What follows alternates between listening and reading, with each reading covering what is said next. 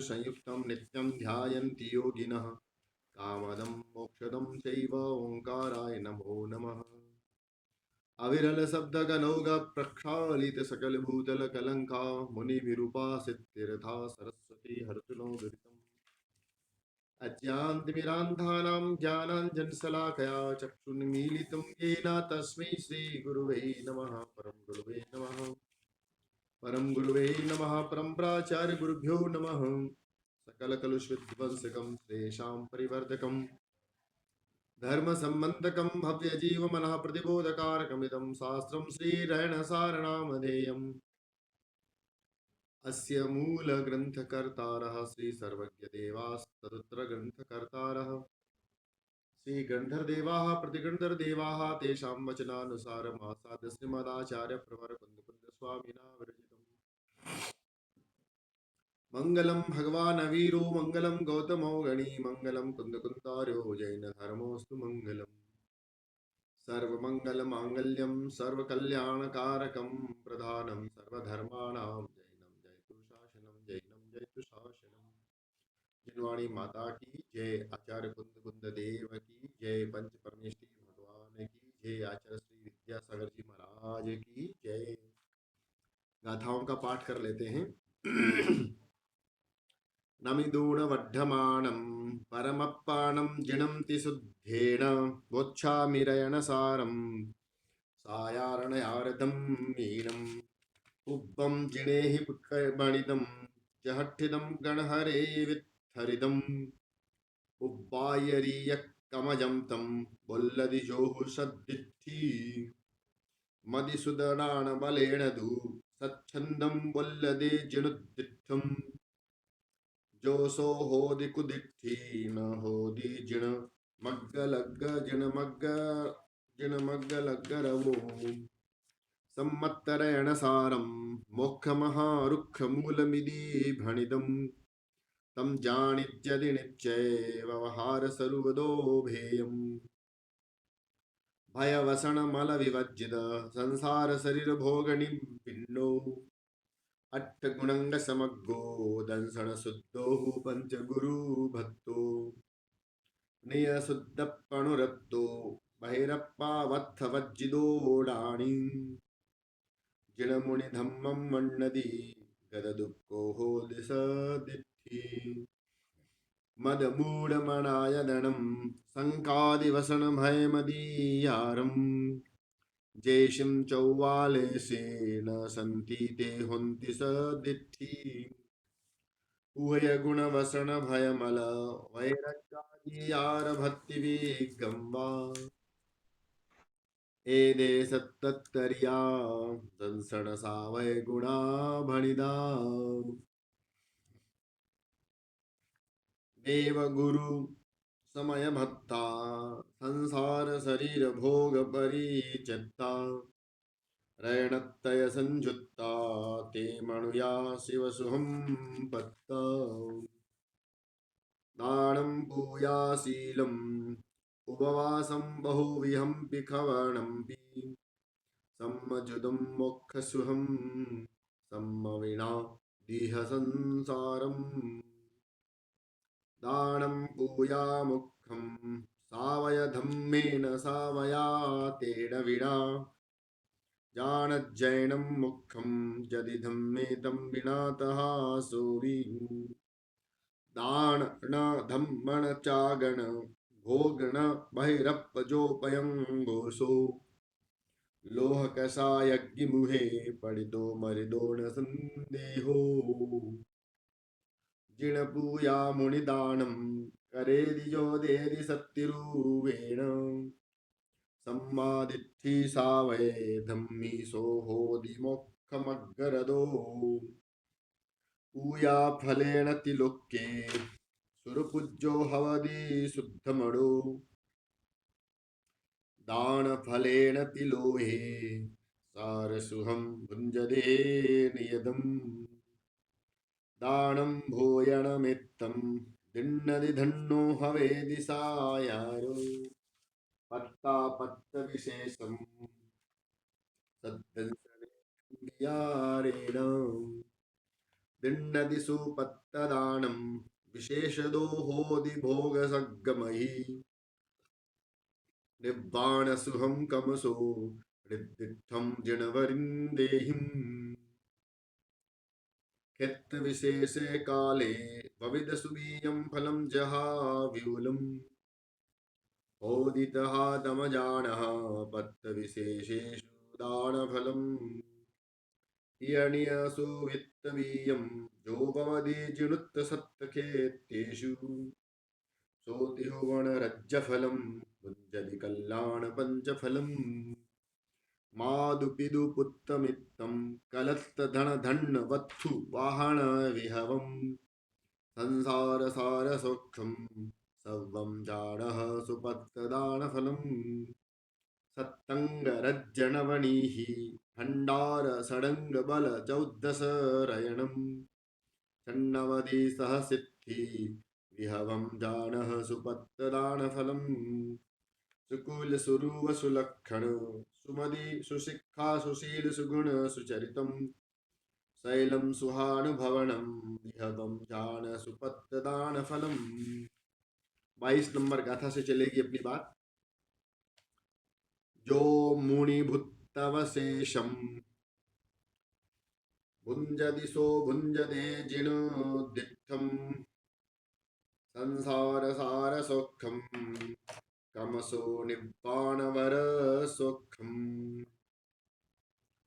जो मुनिभुत्तवशेषं भुञ्जति सो भुञ्जते जिनोद्दिष्टं संसारसारसौख्यं कमसो निब्बाणवरसौख्यम्।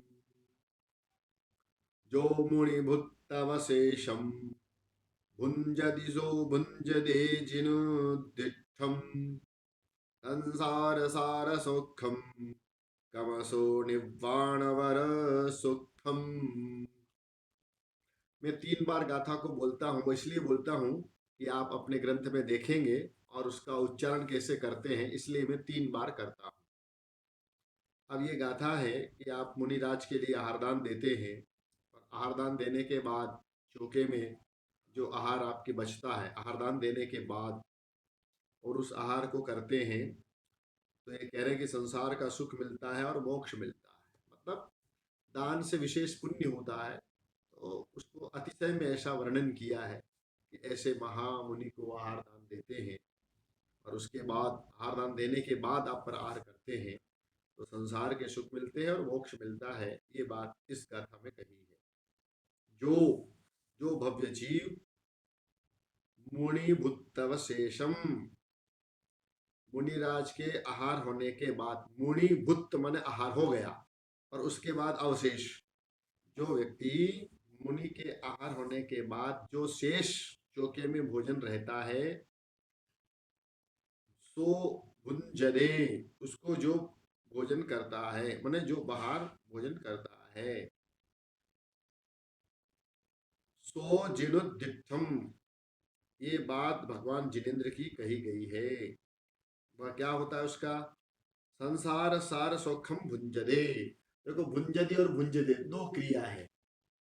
तो एक क्रिया को जो भुंजदी है वो लगाना है भोजन करने के लिए, आहार के बाद भोजन करना है, और दूसरा जो भुंजदे है वो लगाना है संसार सार सौखम भुंजदे, फिर क्रमशो निर्वाण वर सौखम भुंजदे, संसार के सुखों को भोगता है और क्रम से निर्वाण उत्कृष्ट निर्वाण सुख को भी भोगता है, माने मोक्ष को प्राप्त होता है। तो दो क्रियाएं हैं, एक भुंजदी भोजन करने के लिए और एक भुंजदे संसार के सुख भोगता है और निर्वाण सुख को भोगता है, ऐसा लगाना।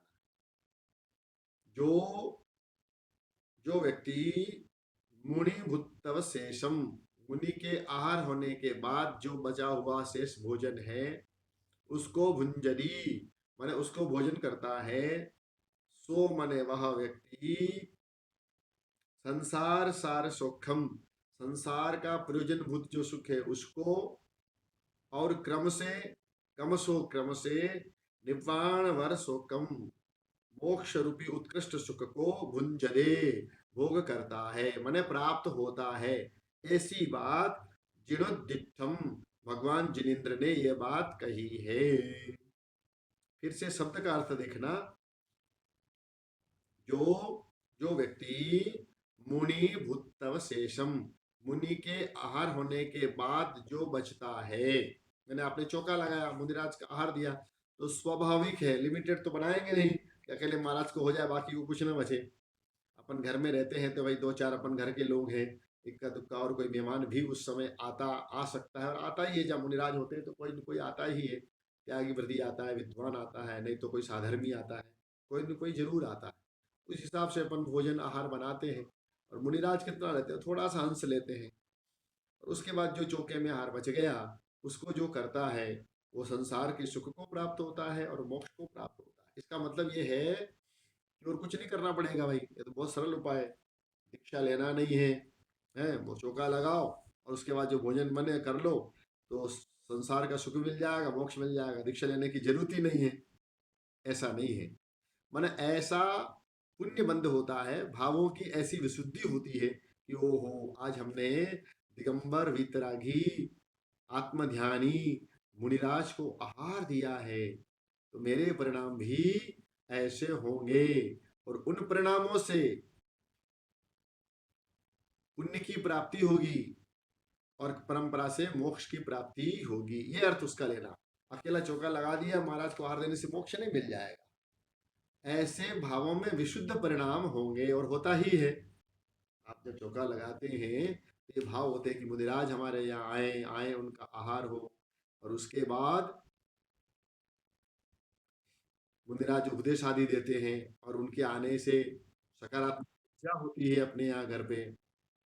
तो इन सब से परिणामों की विशुद्धि होती है, और विशुद्धि से पुण्य बंध भी होता है, और कर्म परंपरा से मोक्ष की प्राप्ति भी होती है। ये इसका भाव है। फिर से एक बार देख लेंगे। जो मुनि भूतव शेषम, मुनिराज के आहार होने के बाद, मुनि और भूत माने आहार हो गया, भूतकाल की क्रिया है। फिर अवशेष माने बचना। मुनिराज के आहार होने के बाद जो शेष रहता है उसको भुंजदी माने भोजन करता है। सह सो माने वह व्यक्ति, संसार सार सुखम, संसार के प्रयोजन भूत सुख को, और क्रम से क्रमशो निब्बाण वर सुखम, उत्कृष्ट मोक्ष के सुख को भुंजदे प्राप्त करता है, उपभोग करता है। ऐसा जिनुद्दिठम, जिनेन्द्र भगवान ने कहा है।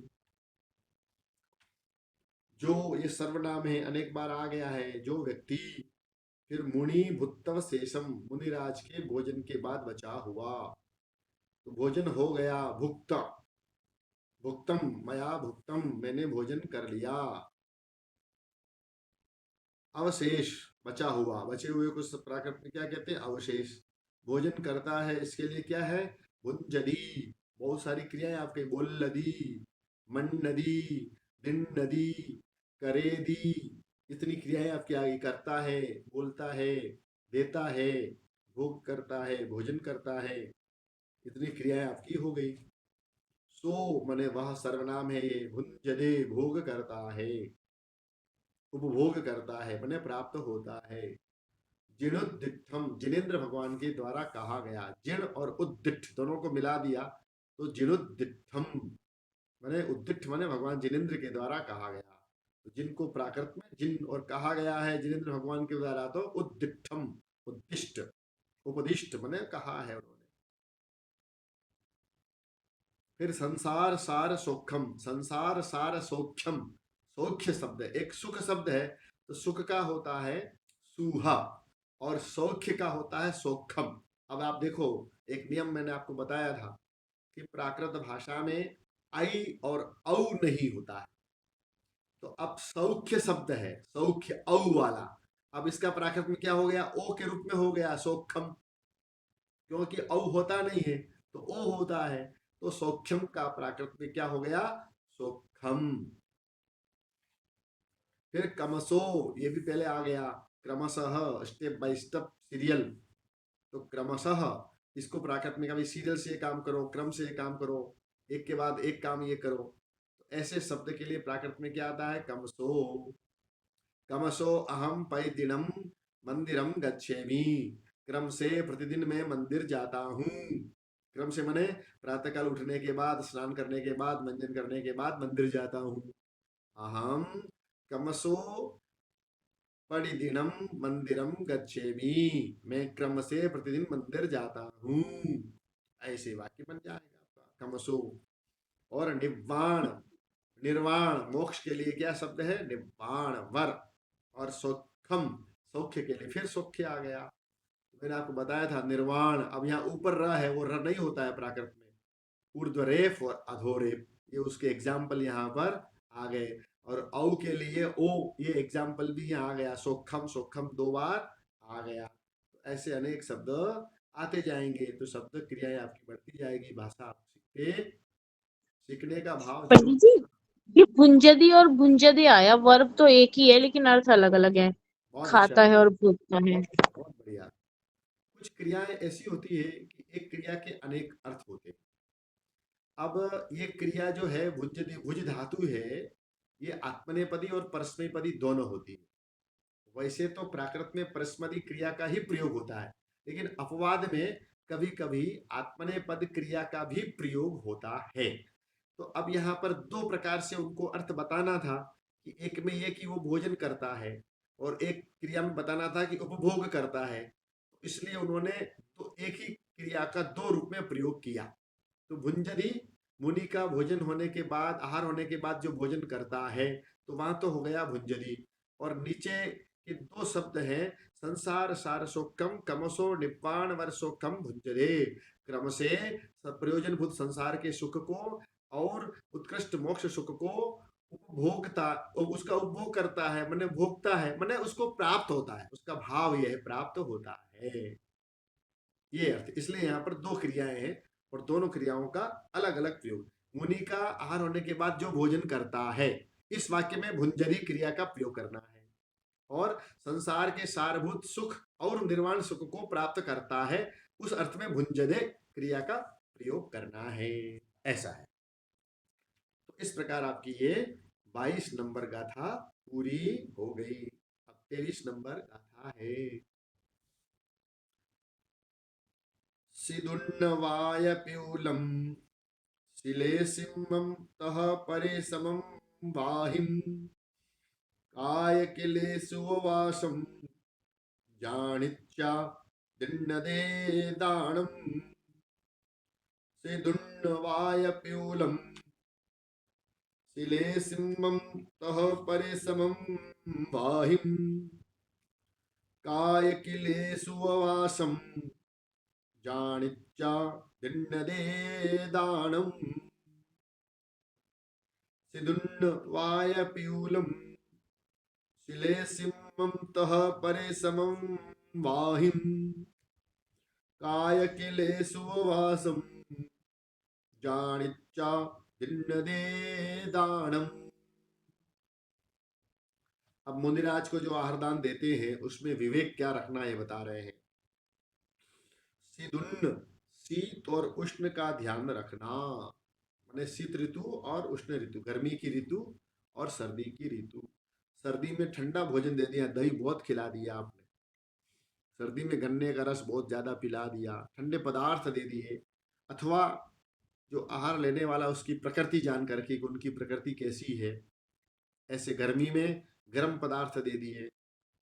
तो शीत ऋतु और उष्ण ऋतु को जान करके, शीत ऋतु में गर्म पदार्थ और उष्ण ऋतु में ठंडे पदार्थ भोजन है। तो सर्दी का समय है तो बाजरा की रोटी, मक्का की रोटी दो, और गर्मी का समय है तो जौ की रोटी, ज्वार की रोटी शीतल होती है। तो शीत उन्नम, शीत और उष्ण।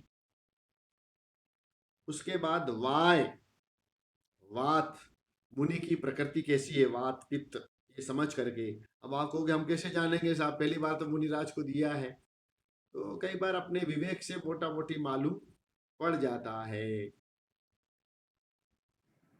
और नहीं पड़ता है तो इतना विवेक रखें कि भाई मौसम के अनुसार पदार्थ क्या देना है अपने को। और जब आहार अपन देते हैं पदार्थ, तो स्वयं मुनिराज भी ध्यान रखते कि कौन सा लेना है, और जिस चीज को ले रहे हैं तो समझ लो कि भाई इनके अनुकूल है, तो उस पदार्थ को विशेष रूप से चलाओ। जिसके लिए मना कर रहे हैं उसको जबरदस्ती मत करो।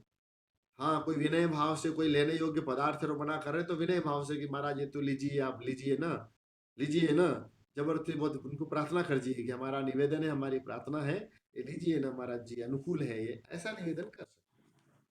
तो वात, फिर प्यूलम पित्त की प्रकृति को जान करके, फिर सिले सिम्मम कफ की प्रकृति जान करके। वात की प्रकृति है तो उष्ण पदार्थ, कफ की प्रकृति है या पित्त की प्रकृति है तो उष्ण पदार्थ। और परिसमम, तह माने और, तथा, तथा के लिए तहा तह दोनों शब्दों का प्रयोग होता है।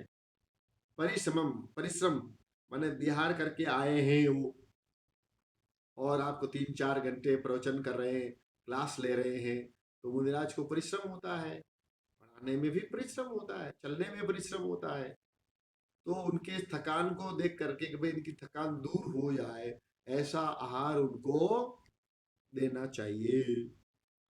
फिर वाहिम, व्याधि, व्याधि के लिए वाहिम शब्द है प्राकृत का ये। तो कौन सी बीमारी है, उस बीमारी को, भाई कोई घाव वगैरह कहीं लग गया है तो हल्दी वगैरह पदार्थ एंटीबायोटिक होता है, तो ये सब विवेक रखना चाहिए। वाहिम, व्याधि के बारे में विचार करके कौन सी व्याधि है और किस व्याधि का क्या निदान है, उसका क्या दवाई उसके लिए चल सकती है, वैद्य आदि की कुशल निरीक्षण या जांच के बाद वो देना चाहिए। अपने को पता नहीं है तो सामान्य भोजन देना चाहिए। अपने में इतनी बुद्धि अगर नहीं है, विवेक नहीं है, अथवा किसी वैद्य राज्य आदि से जांच करवा करके उनको देना चाहिए। काय किलेशु वासम, मुनिराज काय क्लेश तप करते हैं, एकांत स्थान में पत्थर के स्थान पे बैठे हैं, तप के नदी के यहाँ बैठे हैं, तो उससे भी शरीर को कष्ट होता है। तो उस कष्ट का निवारण कई बार आहार से हो जाता है। कुछ ऐसी बीमारियां हैं कि भोजन से ही वो दूर हो जाती हैं। किस बीमारी के लिए कैसा भोजन करना है, अब जैसे मोटापा है तो ऐसे अनाज, सात्विक अनाज जो वजन न बढ़ाते हों, जिसमें फैट, मोटा चर्बी नहीं हो जिस अन्न में, ऐसा अन्न ग्रहण करेंगे तो मोटापा नहीं बढ़ेगा। उसके आधार पर काय क्लेश, शरीर में जो काय क्लेश मुनिराज करते हैं उससे शरीर को कष्ट होता है, तो आहार आदि से भी वह कष्ट दूर हो जाता है, तो ध्यान रखना पड़ता है। फिर उपवासम, मुनिराज उपवास करते हैं, तो आप उपवास करते हैं कि भैया सूखी दाल रोटी खिला दो, क्या करने मुनिराज को, ज्यादा क्या खिलाना है इनको, है। तो उपवास करते हैं तो कुछ पौष्टिक तत्व तो थोड़ा बहुत उनको मिलना चाहिए, भाई शुद्ध गाय का घी थोड़ा सा खिला दो, दूध पिला दो, और कुछ भी शक्तिवर्धक चीजें हैं। जो एक लाइन आती है छडाला में कि मुनिराज आहार लेते हैं, वो क्यों लेते हैं और किसके लिए लेते हैं। ले तप बढ़ावन हेतु, नहीं तन पोषते तजी रसन को, एक पंक्ति आती है ना, ले तप बढ़ावन हेतु नहीं तन पोषते तजी रसन को। तप की वृद्धि के लिए वो आहार लेते हैं, वो जीने के लिए आहार लेते हैं, आहार के लिए नहीं जीते हैं। संसारी जो प्राणी हैं वो जीने, आहार के लिए, भोजन के लिए जीता है, दिन भर खाता है, एक बार दो बार सुबह उठ गया नाश्ता चाय, फिर नाश्ता करो, फिर लंच करता है, फिर नाश्ता चलता है, फिर डिनर चलता है, फिर नहीं चलता शाम को, शाम कुछ नहीं, हम तो अन्न नहीं लेते हैं, लिक्विड लेते हैं साहब। तो दिन भर लगा रहता है, और मुनिराज 24 घंटे में एक बार अन्न जल ग्रहण करते हैं। तो ये सब विवेक रखने के बाद उनको भोजन आहार देना चाहिए। काय क्लेश, उपवास, उपवास करते हैं। उपवास का मतलब एक तो एक बार रहना 24 घंटे में, फिर एक उपवास आ गया तो कितने घंटों के बाद उपकार होगा। आज एकासन किया, फिर कल उपवास हो गया, फिर कल होगा, परसों आहार होगा, तो लगभग 48 घंटे के बाद उनको अन्न मिलेगा। तो बॉडी में कमजोरी, वीकनेस आती है, तो उसको पूर्ति के लिए योग्य आहार किया है, रस वगैरह उनको देना चाहिए। उपवासम, इन सबको जान करके, जानिचा मैंने जान करके, दानम दिन्नदे, दान दिया जाता है। दिन्नदे ये भाववाची क्रिया है, दियते दिया जाता है, अपन हिंदी में बोलते हैं ना दिया जाता है, एक तो देता है और दिया जाता है। देता है तो दिन्नदी, ददाती देता है, और दिया जाता है तो दिण्णदे दीयते ऐसा है, ध्यान रखना। भाववाची क्रियाएं होती है उसका अलग प्रयोग होता है, कर्तृवाची कर्मवाची वाक्य होते हैं। तो यहाँ पर ये भाववाची क्रिया है कि आहार दिया जाता है। फिर से देखेंगे, शीदुन्न वाय प्यूलम। शीद उन्न, शीत, शीत के लिए शीद, उन्नम उष्ण, वात पित्त, और शिलेशिम माने कफ, तह माने और, परिश्रम परिश्रम, और वाही माने व्याधि, काय क्लेश उपवासम, काय क्लेश और उपवास, इनको जानिचा जान करके दानम दिन्नदे, दान दिया जाता है। तत्वार्थ सूत्र आप पढ़ते हैं, 7वें अध्याय में एक सूत्र आता है, तद विशेषात दात्र पात्र, वो सूत्र है ना, तद विशेषात दात्र पात्र विशेषा तद विशेष, ऐसा थोड़ा सा स्खलन हो रहा है कि दान की विशेषता से दात्र पात्र, दाता और पात्र में विशेषता हो जाती है। दाता की विशेषता से पात्र में भी विशेषता हो जाएगी और उससे दान में विशेषता हो जाएगी। तो देने वाला कैसा विवेक रखता है और जिसको दिया जा रहा है वो कैसा पात्र है, देने वाला और लेने वाला, उससे दान में विशेषता, मतलब आपने विवेक से दिया है तो विशेष पुण्य का बंध होगा, और आपने विवेक नहीं रखा है तो उचित नहीं होगा। विवेक नहीं रखा है आपने, शीत के समय ठंडा पदार्थ दे दिया है तो महाराज जी को कभी छूटने पड़ी, छूट गई, सर्दी जुकाम और बढ़ गया, खांसी बढ़ गई, कफ की वेदना बढ़ गई, और आपने ऐसा पदार्थ दिया कि जिससे उनकी वात और कफ की जो प्रकृति है वो शांत हो जाए। तो विवेक से दिया तो विशेष पुण्य होगा, विवेक नहीं तो पुण्य होगा नाम मात्र का, क्योंकि आपका भाव तो आहार देने का है।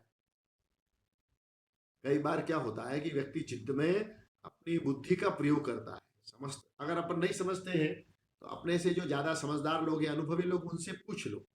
कई लोगों ने पहली बार चौका लगाया, कभी महाराज को आहार नहीं दिया है, तो जो अनुभवी लोग हैं उनकी इच्छा अनुसार, हम स्वयं हैं, हम त्यागी व्रती हैं, आहार देने के लिए जाते हैं, तो उनके साथ में अगर कोई आता है तो उसको पूछते हैं कि भाई अब नेक्स्ट क्या देना है, इनकी प्रकृति के अनुकूल क्या है, भैया आप बताएं कि महाराज जी को इसके बाद क्या चलने वाला है।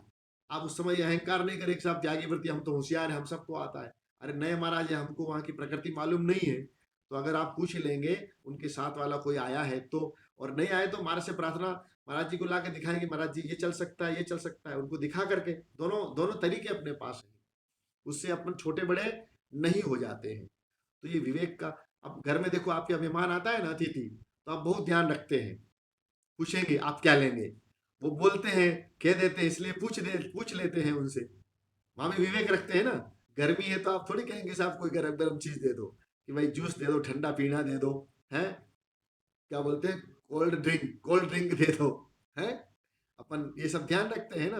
और गर्मी है तो हॉट ड्रिंक दे दो, है, जब मेहमान के लिए इतना ध्यान रखते हैं, अतिथि के लिए।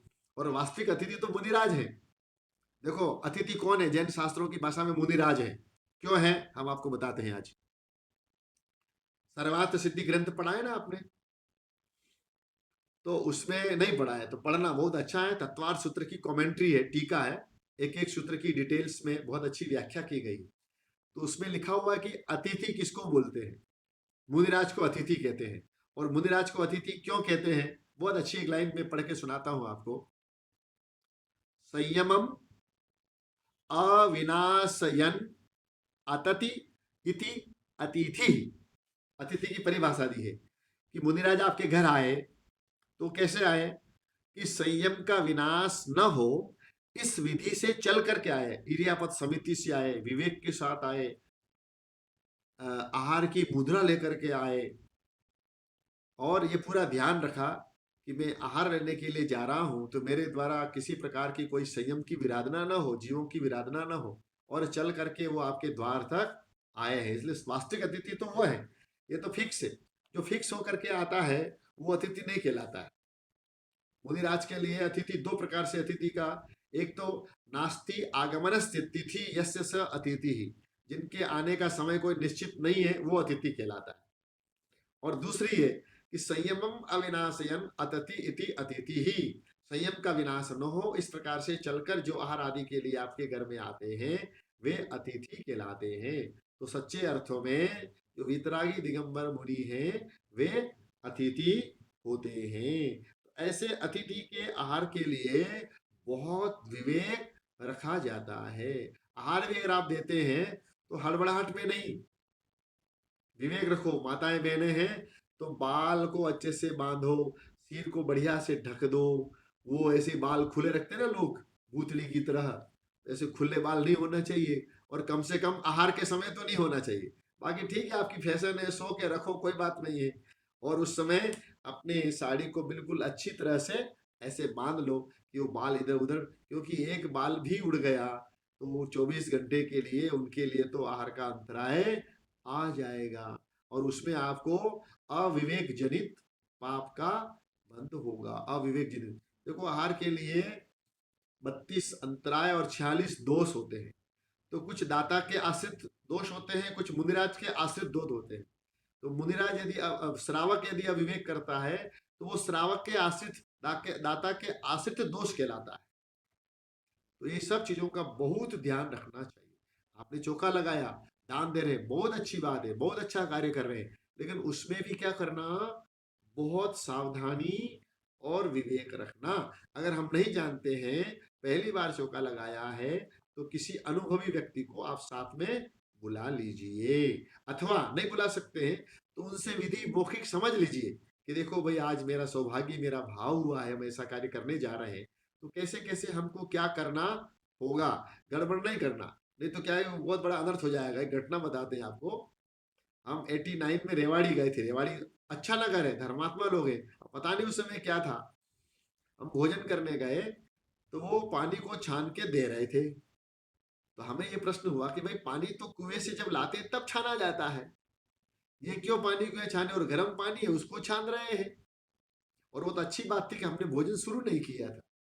तो उनसे पूछा कि भाई पानी क्यों छान रहे हो आप, कि भाई पानी तो छान के पिया जाता है जैनियों के। मैंने कहा तो गर्म पानी और आप छान रहे हो। तो भाई हम वहां से तो ले आए कुएं से बिना छना हुआ, और ला के गर्म कर लिया, और अब हम छान के दे रहे हैं। अरे भगवान, मैंने कहा कि ऐसे पानी से बना हुआ भोजन हम नहीं करते हैं। कुएं पर ही पानी को छान करके उसकी जीवानी की जाती है, फिर गर्म किया जाता है, उसके बाद उससे भोजन बनाया जाता है, ये विधि है। फिर उसके बाद हमको एक दिन उसका पूरा प्रवचन लोगों को करना पड़ा। तो ये अविवेक कहलाता है, ये लोगों का अविवेक कहलाता है। अभी अष्टानिका में एक जगह गए हम, अब भोजन करने के लिए बैठे तो वो नल के यहाँ कपड़ा लगा हुआ था, उसका पानी छान करके ले आए। हमने कहा भाई, ये भोजन किससे बना है, कि ये बना, हमको बताया ही नहीं किस पानी से भोजन बनना चाहिए। तो हमने कहा, उस समय 2 बज गए, पहला दिन था अष्टानिक पर्व का। तो हमने कहा कि भाई ऐसा भोजन तो हम नहीं करते नल के पानी का। कोई बात, अब हमने कहा कि आप चिंता विकल्प नहीं करो, आपके भाव अच्छे हैं, कोई बात नहीं, हम अपनी व्यवस्था कर लेंगे, अभी अब यथास्थान जाते हैं। फिर उन्होंने कहा कि नहीं, यहाँ हमारे यहाँ बोरिंग की व्यवस्था है। अब कुछ लोग, हम बोरिंग का पानी लेते हैं, कोई कुएं का पानी लेता है, कि यहाँ बोरिंग के पानी की। मैंने कहा हाँ, तब ऐसा करो, हमारे साथ में चलो, हम पानी छान करके वहां से लाएंगे, और उसके बाद पुनः भोजन बनेगा। ये भोजन आपके घर में आप लोगों के काम आ जाएगा, कोई बात नहीं है। तो ये अगर ज्ञात नहीं है तो किसी से जानकारी ले लेना चाहिए, उसमें संकोच नहीं रखना चाहिए कि लोग क्या कहेंगे हमारे लिए, अरे इतना भी नहीं जानते, ऐसा कई बार संकोच लगता है। तो अतिथि को आहार देने में बहुत विवेक की जरूरत है। अब उन्होंने इतना सा विवेक नहीं रखा कि भाई किस पानी से भोजन बनना चाहिए। तो अब एक तो गर्मी का समय, स्थानिक पर्व में मैं अहमदाबाद में गए थे, वहाँ बहुत तेज गर्मी होती है मार्च महीने में भी। अभी जैसी गर्मी वहां पर अभी मार्च में होती है, और 2 बज जाए, 2:30 बज जाए, तो क्या स्थिति हो। तो उपसर्ग मान के परेशान करना पड़ता है कि भैया आज उपसर्ग, कोई बात नहीं है। तो आहार के लिए आपके मेहमान घर में आते हैं तो बहुत ध्यान रखा जाता है ना, बहुत तैयारी करते हैं, कहीं गलती ना हो जाए, नहीं तो क्या सोचेंगे मेहमान कि इनका स्टैंडर्ड ठीक नहीं है, इनको इतना भी ध्यान नहीं रखते। ऐसा एक सामान्य अतिथि के लिए अपन ऐसा सोचते हैं ना, जो अपना मेहमान आता है। तो ये तो दिगंबर वितरागी बहुत बड़ा मेहमान है, अतिथि है, सच्चा मेहमान ही है, तो उसके लिए तो बहुत बहुत विवेक रखना पड़ता है। तो ऐसे विवेक के साथ सारी बातों को जान करके, जानिच्चा, जान करके दानम दिंडदे दान दिया जाता है। शीत उन्न, शीत शीत और उन्न माने उष्ण, उष्ण शब्द के लिए उन्न, उ आदा ण और ह। वात के लिए वाय, अप्यूलम माने पित्त, श्लेषिम माने कफ श्लेष्म, तह माने तथा, परिश्रमम परिश्रम, परिश्रम शब्द को प्राकृत में परिश्रमम कहते हैं। व्याधि, व्याधि के लिए वाही शब्द है, ये कर्म हो गया वाहिम, ये सारे कर्म हैं। इनको जान करके, किसको जान करके? इनको, इसलिए सब कर्म का प्रयोग हुआ, द्वितीय विभक्ति है इन सब में। फिर काय क्लेश, काय क्लेशु वासम, काय क्लेश और उपवास ये दोनों का समास कर दिया है उन्होंने।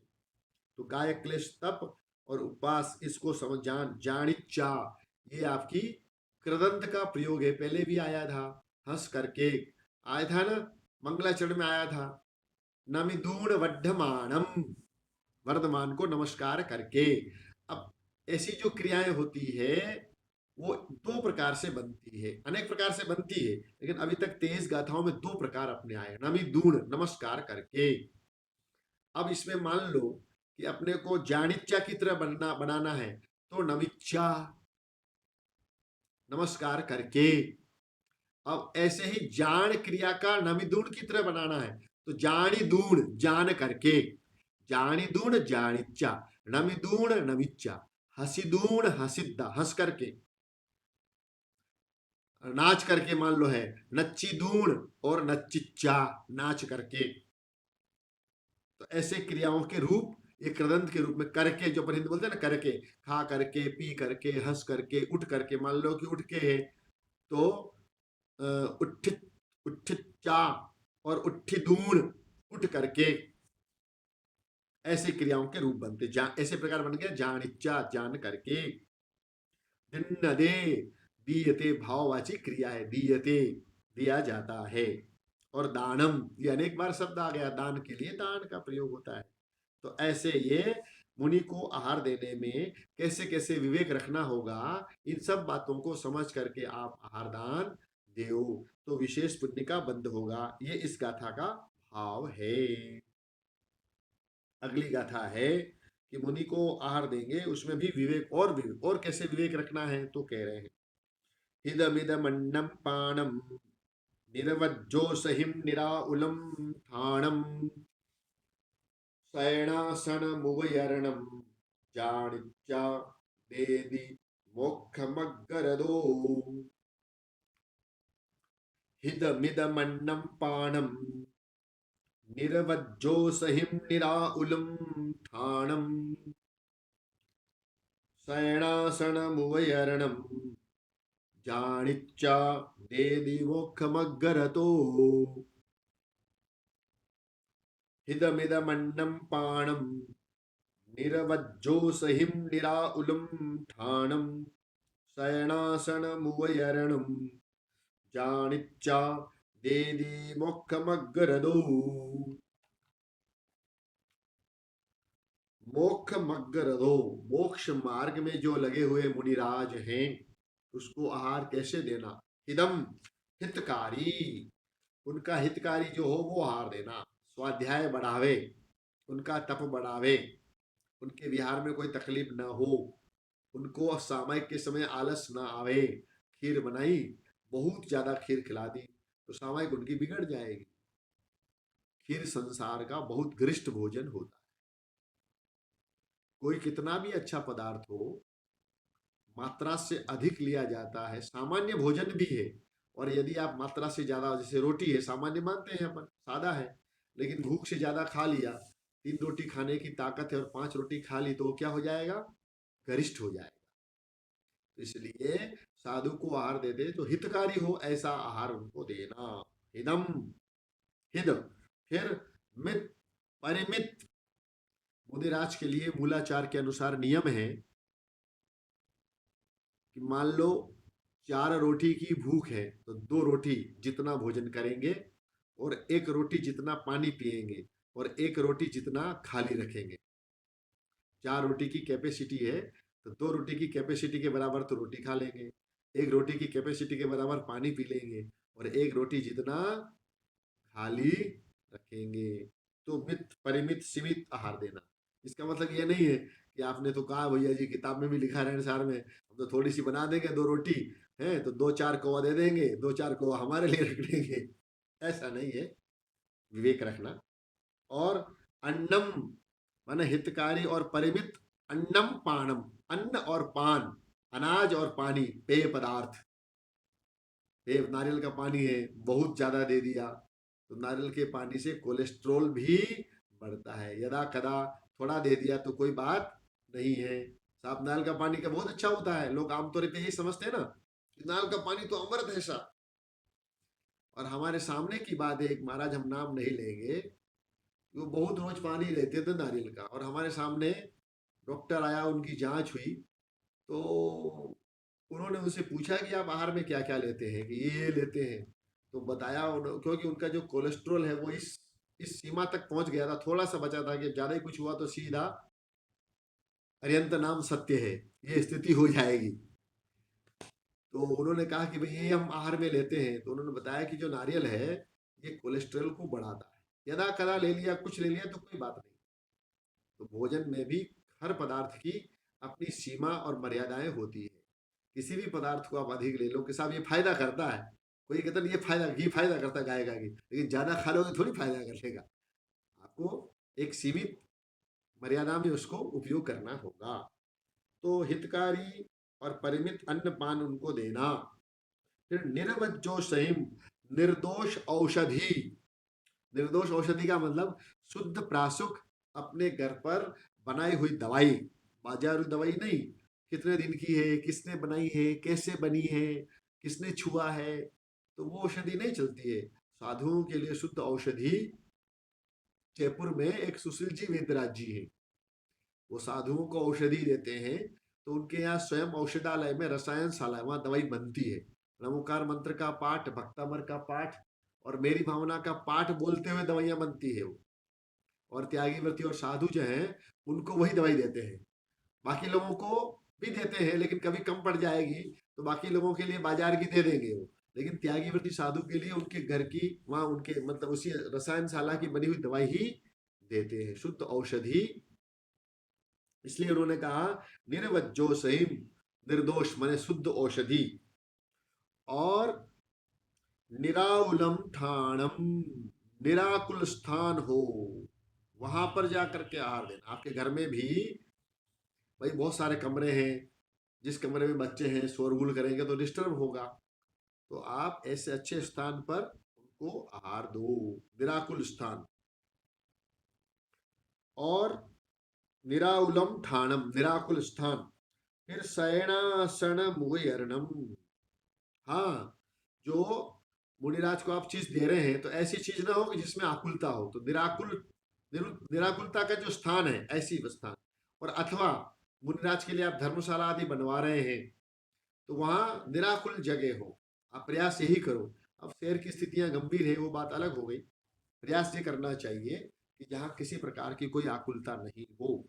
फिर शयनासन उभयरणम, मुनिराज को आप शयन का उपकरण, अब शयन का उपकरण उनके लिए किया है, लकड़ी का काष्ठ का तख्त बनवाया आपने, तो वो शयन का उपकरण है, बिस्तर नहीं है। इसमें तो लिखा है कि शयन का उपकरण दे दो, तो आप एक गद्दा ले जाके दे दोगे महाराज जी को, बहुत बढ़िया वाला, क्योंकि लिखा है रहन सहन में कि शयन का उपकरण। तो मुनिराज के लिए गद्दा, शयन का उपकरण के लिए तृण की घास की चटाई होगी अथवा काष्ठ का तख्त होगा। शयनासन, शयन आसन और शयनासन, शयन का उपकरण, और आसन उपकरण बैठने का प्रासुक, जो घास की चटाई वगैरह है वो आसन का उपकरण कहलाता है। तो इन सबको जानिच्चा, जान करके, समझ करके कि कब क्या जरूरत है, इनको जान करके दे दी देता है। किसके लिए देता है वो? मोक्ष मग्गर दो, जो मोक्ष मार्ग में लगे हुए, कौन? श्रमण मुनिराज, उसके लिए। फिर से एक बार देख लेंगे, मोक्ष मग्गर दो, जो मोक्ष मार्ग में लगे हुए हैं उनके लिए हितमित अन्न पानम, हितकारी और सीमित अन्न और पान देता है। और निर्वज्जो निर्दोष औषधि देता है। और निराकुलम ठाणम, उनके लिए आकुलता से रहित स्थान की व्यवस्था करता है। एक तो हो गई तात्कालिक व्यवस्था, बिहार के समय आते हैं तब, और एक स्थायी व्यवस्था आप धर्मशाला वगैरह बनाते हैं तो वो दोनों आ जाएंगे, निराकुल स्थान उनके लिए हो। फिर शयनासन उयनम, शयन का उपकरण और आसन का उपकरण, उनके सोने के लिए प्रासिक प्रासुक और एक अच्छी व्यवस्था करना, और उपकरण आसन उपकरण बैठने का स्थान उनके लिए करना।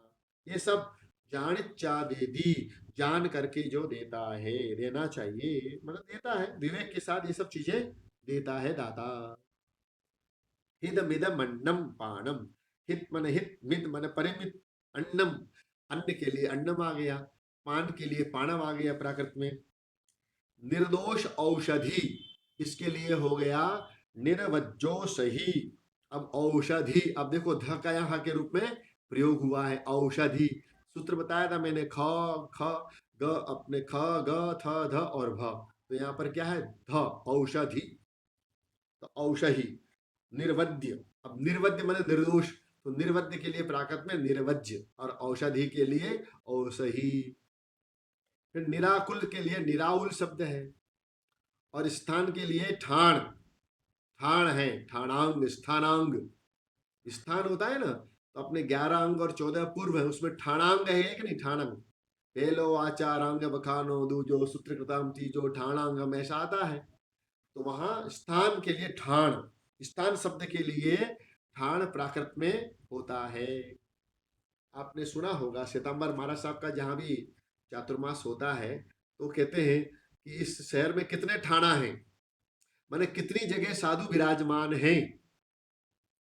मैं जालोर गया था अगस्त महीने में कुछ श्वेतांबर महाराज साहब को पढ़ाने के लिए, तो वहां के श्रावलोक ने बनाया कि यहाँ 5 ठाणा है, अभी चातुर्मास में 5 ठाणा है, मैंने 5 स्थान पर मुनिराजों के चातुर्मास हो रहे हैं।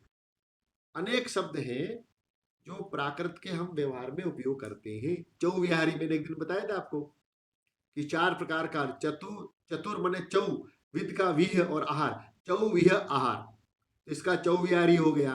अंतव शब्द का बनाया था अनर्थमीयम, प्राकृत का शब्द है, और ठाणांग ठाण स्थान, तो स्थान शब्द के लिए ठाण का प्रयोग होता है। राजस्थानी भाषा में गाय भैंस को जब बांधते हैं तो कहेंगे इसको ठाण पे बांध दो, इसको ठाण बने, उसका ठिकाना स्थान क्या है, उस गाय भैंस को बांधने का जो स्थान क्या है उसी पे बांध लो। गांव की भाषा में वहां चलता है कि ठाण, इसको ठाण पे बांध दो, गाय भैंस अगर ठाण पे नहीं बंधी तो ठीक नहीं है, ठाण बने उसका स्थान, नियत स्थान, तो प्राकृत में स्थान के लिए ठाण होता है। फिर शयन, शयन के लिए शयन, आसन के लिए आसन, न को न होता है, ये आपको ध्यान रखना है, प्राकृत में हमेशा न को न होता है। और आदिवासी लोग जो होते हैं वो हमेशा न को न ही बोलते हैं, वो प्राकृत भाषा बोलते हैं। आदिवासी लोग जितने आप उनकी हिंदी सुनोगे तो वो न को न के रूप में ही बोलते हैं, लिखेंगे न और बोलेंगे न। उपकरण को उवयरणम, उपकरण के लिए उवयरणम। फिर जानिच्चा ऊपर आया था, जान करके, नचित्ता, नमिच्चा, हसिच्चा, गमिच्चा, ऐसे गमिदूण, हसिदूण, नमिदूण, उठ्ठीदूण, बैठ करके, चिट्ठीदूण, चिट्ठिच्चा, दे दी, देता है क्रियापद, ये भी अनेक बार आ गया, ददाती। मोक्ष मग्ग रदो, मोक्ष मार्ग में, मार्ग के लिए मग्ग, मोक्ष के लिए मोक्ष, और रथ, रथ के लिए रद। तो इस प्रकार ये 24 नंबर की गाथा कि मुदिराज को आहार देने में कैसे विवेक रखना चाहिए श्रावक को, ये बात हुई 23 गाथा में भी और 24 गाथा में भी। इस प्रकार 3 गाथाओं में मुनिराज को आहार देने के बाद जो आहार करता है उसका कल्याण होता है, और मुनिराज को आहार देने में कैसे कैसे विवेक रखना चाहिए ये 2 गाथाओं में हुआ। इस प्रकार 3 गाथाओं में आपका ये दान की विशेषता का ही वर्णन चल रहा है। अब कल आगे चलेंगे अपन। अब किसी को कोई शंका हो इन 3 गाथाओं में तो पूछ ले, 2-3 मिनट और हैं। सिर्फ एक पूछना था, जैसे ये ना निर्वज्ज जो सही, निर्वज्ज ओ सही, निर्दोष औषधि है ना, अगर हम ऐसे वाक्य बनाए निर्दोष चर्या का पालन करने वाले, तो करने वाले शब्द के लिए प्राकृत में क्या शब्द होता है?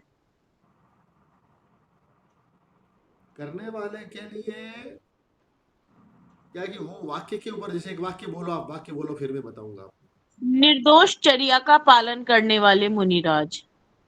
हाँ, अब जैसे निर्दोष चर्या का पालन, और करने वाला माने कर्ता हो गया, करने वाला मतलब कर्ता हो गया, तो निर्वज्य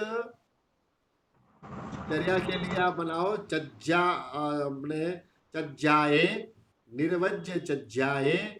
अब निर्दोष चर्या का पालन करने वाला माने कत्ता, तो कत्ता रस, ऐसे वाक्य बनेगा। निर्वज्य चज्जाए कत्ता रस। क्या बोला? निर्दोष चर्या का पालन करने वाले मुदिराज का नहीं, वाक्य बस क्या बोला इतना ही था आपने? वाक्य बोला था। बस इतना ही बोला था, करने हाँ वाले हाँ हाँ, मुनिराज। तो वहां पर कर्ता आ जाएगा, करने वाले। अब वो वाक्य के ऊपर निर्भर है, ठीक है, वाक्य के आधार धन्यवाद। से वो उसके साथ में जुड़ करके बनेगा, ऐसा है। और किसी को कोई जिज्ञासा इसके और इसमें कोई समझ में नहीं आया है? नेमीचंद जी साहब, आ रहा है समझ में? जी। भैया जी, ये जी। चौविहार का मतलब चारों प्रकार का आहार। हाँ, चार प्रकार के आहार का त्याग। हाँ, चौ मने चार, विह मने विध, प्रकार वेराइटी, और आहार, चौ विह आहार, चौ विहार। अच्छा। अब चतुर, मैं तो चार।